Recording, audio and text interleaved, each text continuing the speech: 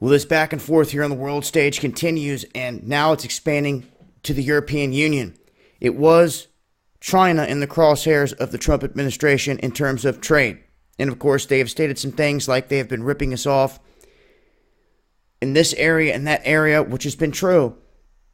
And they've been trying to counter by trying to change things and to put tariffs into motion. But the problem has been is that countries that they try to put these tariffs on are responding with tariffs of their own, meaning anything that we try to put up against them, they're just putting up measures to counter it, meaning that at the end of the day, the whole thing is useless in many instances. Now, in others, there are things that are working out. What I find interesting here in this comment that he makes is that he calls out the EU, saying that they're just as bad as China. And in response, the EU is threatening $300 billion of retaliation if the U.S. moves ahead with these auto tariffs.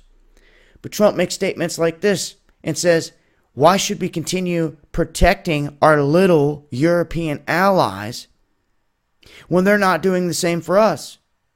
He says that they made a $151 billion trade surplus.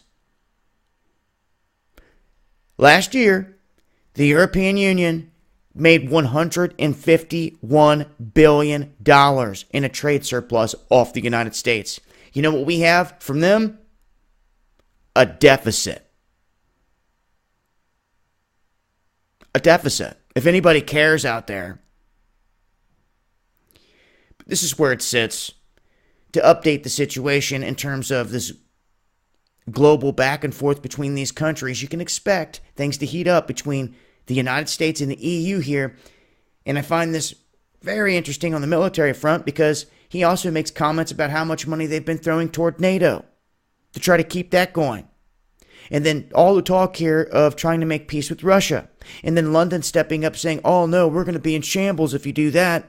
Well, we'll see where this all goes here on this world stage from here. But one thing's for sure, a lot of these companies flat out, a lot of these corporations, a lot of these countries flat out have been taking advantage of the United States and leaving us with a massive deficit while they prosper off of working with us.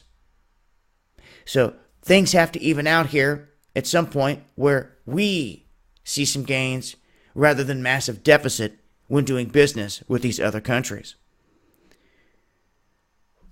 I'll leave a link here. You guys can check out the clip of Trump talking about this, and I will update as things change. It's been Dabu7.